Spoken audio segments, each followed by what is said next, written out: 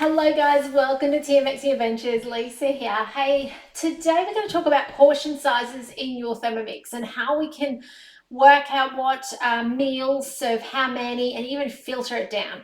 But as we do that today, we're going to make some pink lemonade, which I'm super excited about showing you. I found it newly on Cookie Do and I love it when I find new recipes. And the interesting thing is I find new recipes every single day. I don't know about you, but the Cookie Do platform has so many recipes that you really, I don't know how long it would take you to cook through them. Someone who's smarter than me at maths can probably work that out, but I'm fairly certain you can probably find a new recipe to make every single day for the next 5 or so years.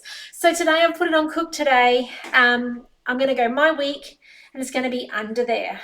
So let's wait for that to load up. You can see today I've got one of the boys making food today, and I just thought I'd make this lovely little treat to go with. So it's called Pink Lemonade. It has got some raspberries in it. I'm going to use frozen berries, and we'll go straight to start cooking. So 2 lemons, unpeeled and halved. Those of you watching on today, make sure you say hi so that obviously you get these. If you're doing YouTube replays later, subscribe to YouTube. Only 1/3 of you are actually subscribed, okay? Hit the subscribe button now for those of you on YouTube. By the way, I'm actually putting together a catalogue of all my videos on YouTube so that you can find what you need when you need it. So if there's something that you need a tip for, like making wraps, you'll be able to find it easily.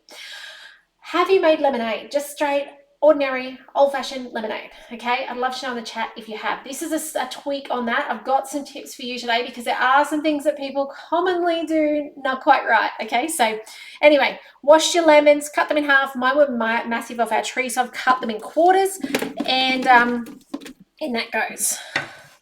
Next, okay, 100 grams of raspberries. So as I said, I've got the frozen fruit out of the mixed berry packet. I left the strawberries behind. I don't actually know how much I've got. That's pretty close, okay? That'll do. Close enough's good enough. It does say you can use fresh strawberries. It says you can use goji, I think not goji berries, pomegranate as another option there as well. Honestly though, it's just gonna give a color and a little bit of flavor. 100 grams of caster sugar. I've got raw. This is where you could use your monk fruit sweetener. You could use maple, honey, those sorts of things, okay? Just be mindful that if you are using things like honey, if you've got frozen berries like I do, it makes it solidify and you kind of lose an element of that sweetness out of it, all right? If you like it sweeter, here's a little tip as well. Before you start, mill your raw sugar or your caster sugar to icing sugar. It means that it kind of, there's more of it used in this recipe. Otherwise, you do find when you strain this later, there's a little bit left over, okay, in the bottom. So if you really do enjoy that sweetness, mill that first, 10 seconds speed 10, get it to icing sugar, and then it'll just dissolve. Okay, 150 grams of water.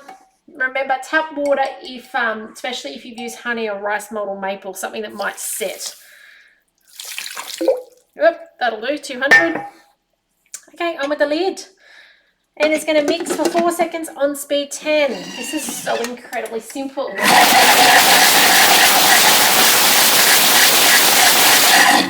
It is a little different to your lemonade, but there's a couple of processes in here I want to show you that are the same. Leave to soak for 20 minutes. We're not going to do that for 20 minutes, I promise. What we're going to do is, yes, we'll let it sit for a moment. Look how vibrant that is. Let me change camera views for you. Look at that. How beautiful is that? Okay, what I am going to do is I'm going to go to my screen here. I'm going to bring up Cookie Do. There it is. And let's together look at how we can find recipes that serve a certain amount of people. So say you've got visitors coming for dinner and you're accustomed to making for 2 or for 4, you can then try and find recipes that actually go up. Now, I have shown you in the past how you can, some of them have an automatic change where the button actually says serves 2, you can click on that and then it gives you the option to serve 4 or 8, etc. If it allows, like in capacity wise, yeah? And if it's already preset for you, I reckon over time we're going to see more and more recipes have that functionality. At this stage, there's quite a few. I think it's a couple of hundred, but it's not all of them. What we do see though is if we click that button, and if you don't know what I'm talking about, let me just come back to the overview of this recipe. And I don't know if on this one has it, but let me just scroll down. See how it says serving size? Some of the recipe, oh, hang on, wrong screen. Some of the recipes here actually have a little tile that it looks like it's three-dimensional. You can click it and it will change those portions. And you'll even see on Cookie Do, let's come back to here. If I type in here, I'm fairly certain the porridge has the ability to do this. Okay, click on porridge, scroll down. If I look at the portions, can you see how it's three-dimensional and it's got that little box? Looks like you can click on it. Well, when I click on the arrow, it lets me go 2, 4, or 6. Or maybe I want to completely change it. I want to add, maybe I want 3, so I want an in-between size, or maybe I want to completely change it up and add an apple at the beginning, right? I can type that in so I can make it my own. So there are some recipes that have that ability to change it. Once you change the portion size, you can push that to your daily planner, and it will also hold it there for you as well. But I'm not talking about that today. I'm actually talking about the ability to find a recipe straight up that is the portion size you're looking for. Okay, so the easiest way to do this is actually use our little search function here. And we go to, hey guys, can you see how I got my inspiration today? It was on the top of the list.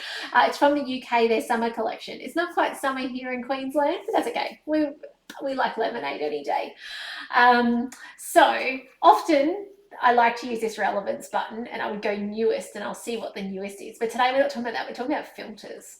And guys, I love Cookie Do, and I am not paid to tell you this. We as consultants do not get commission on Cookie Do. Whether you subscribe or not, we're not paid. I purely am talking from my experience, and my experience coming from a TM31 to a TM5 to a TM5 with Cookie, and then this inbuilt ease of the TM6, okay? It is a game changer. Like, there's no other way to explain it. And the fact that it empowers other people in my home to cook, and it also gives me more options. Like, so often we get bored of the same old, don't we? Like, there's comfort in the same old thing, but we get bored of it. So anyway, I don't get paid for this. I'm just sharing my knowledge and skills with you, so hopefully you get more out of your Thermomix. So we've got these filters, okay? So you can pick what sort of meal you're after. So you might be saying, hey, I need a dinner. I'll come back to that later though. You can say, I don't want. Did you know you can do don't want? I don't want selected ingredients. I don't want dairy. I don't want cheese. Maybe you can't have onion. I don't want onion. Put onion in there. It's not perfect because sometimes, you know, it might be called shallot. And so it's not perfect, but it's close. So no selected ingredients, tags. So you can search for tags. You can go hashtag gluten-free, hashtag dairy-free, but that's not what we're on about. Difficulty, preparation time, total time, and this is what we're talking about: portion size, 1, 2, 4, 6, or 8 plus. So if I want to serve a massive amount, or maybe I just want to batch cook, maybe we've been talking a lot about this lately, that option of being able to cook once and then either repurpose, recycle, or store away and reuse later, so that you're not having to do the hard work all the time. Like today, we're actually using my kids' favorite at the moment, or one of them is actually repurposing our brisket or our rump or our lamb, and actually using that then to make tacos and nachos and wraps and shepherd's pies and things like that. So like, that's what we're actually going to have today. Like literally, that's what we're having. So sometimes being able to find these big portions so that you've got that ability to put it away. And that's what this series has all been about. So let's go show 4,832 recipes. By the way, if your filters haven't got Australia, UK and Canada and US and are only showing Australia, you won't get as many. You need to actually go up to your profile. Okay, now I do know some of you reach out and say, Lisa, I can't find this recipe you cooked. Where is it? You've got to go to your profile, go view profile, and go to the filters in the profile. And then that actually holds them. Where we're playing today in filters doesn't hold them. If I go back to Thermomix at the top and I search again, it's forgotten I wanted 8 serves. If I always want 8 serves though, I'll need to do it up in my profile and set the filter up there. Okay, so if you can't find all my recipes, reach out, I'd love to help you. Okay, so at the moment we've got all these recipes that are big serves, okay? Then I can use my filter to then go, okay, I want this to be a pasta rice, or I want this to do a main meat, or whatever it might be. So we'll go main meat. We've got 246 recipes. And there we go, inside out Parmigiana. I want to make this one. I haven't made this one yet. I don't know how to pronounce it, but so many recipes there now to choose from. Okay, you might be vegetarian. Pick the vegetarian recipes. Basque chicken, oh my goodness. If you've not made that yet, you need to do it. It is phenomenal. So many options there now. Pulled pork, cottage pie, Like even this one, zucchini cheddar slice. Like, I mean, it's not, it must have bacon in it because it says it's under meat, but Mediterranean chicken, these are all on that download. If you haven't gone over and subscribed to TMXing Adventures to get the monthly downloads, do that, okay? Then once, if you've missed it, they're going to be in the blog later, okay? But go and subscribe over there. I just email you once a month and I go, this is what's on, okay? Those of you who aren't on social media, because I know a lot of you guys are on YouTube watching replays later because you're not on social media, I'm about to actually kind of tweak what I do over there in the blog so that you can see what we're doing here on Facebook. Okay, so keep an eye out there. I am making some changes and tweaks over there so that you don't miss out. Okay, I really want this to be really inclusive. Anyway, back to portion sizes. How cool is that? So that's how you do it. That's how you can go, hey, I want a big serve, without having to put the brain work in of going, oh, okay, here's my mushroom risotto that serves 4. Not mushroom risotto, stroganoff is what I actually meant to say. Stroganoff, it serves 4. How do I have to manually double it or go in to create it and change it? So that's how you can actually do this. So I'm going to now come back here to recordings and I'm going to finish this recipe off because it's super easy to finish this recipe off. I'll just scroll down. Hasn't been 20 minutes and that's okay. Okay, after 20 minutes, just means we probably won't be as vibrant in color, but I don't mind. We are going to add soda water, okay? It's up to you. You might have mineral water. You might just have old-fashioned water, like so you make that old-fashioned non-fuzzy lemonade. That's fine too. Okay, in this goes.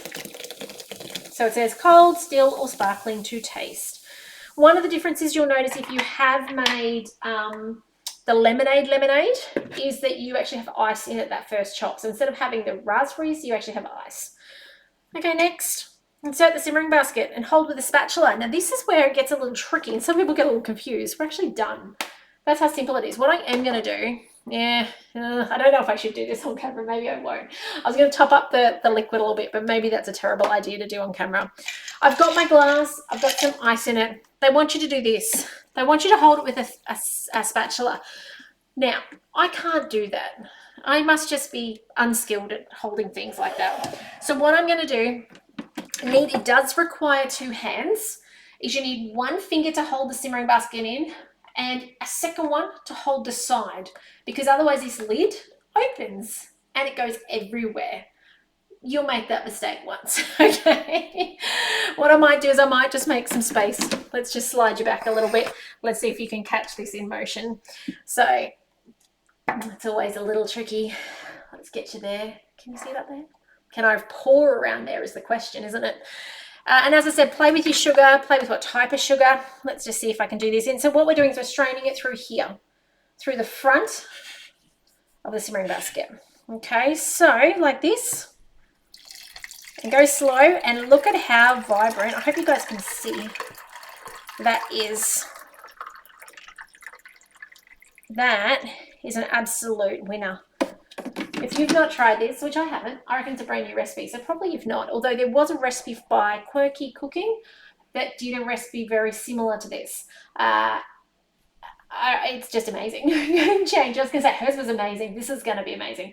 I want to drink it, but I also need to take a photo of it to put on the beginning and end of this for YouTube and as a reminder tonight on Facebook that this is what we did today. So I'm not going to pick it up and drink. Otherwise, it doesn't look as pretty. Let's just put it that way. But that's it from me today. If I can help you with anything with your Thermomix, reach out. I'd love to hear from you. I'd love to know what you're making. If you've got someone in your life who needs the ease of a Thermomix, share these videos with them. Show them what it does, okay? I'm always happy to jump online with you and 2 friends. You can get a host reward discounted and share with them what the Thermomix does. But if demos aren't your thing as well, you can get your referral. I was going to say, no, I don't know what I was going to say. Referral code. So reach out first. You get your own referral link. You can then put in their details or send it to them. And when they decide to buy, you get a $50 Mix Shop voucher to spend, which is super cool. So, yeah, always here to help, answer questions, and just inspire you to use your Thermomix more than you ever thought you would when you first got it on the bench. But otherwise, guys, have a fantastic day. Take care. I hope you find this video helpful. Let me know if I can support you in any way, and I'll see you in the next video soon. Bye for now.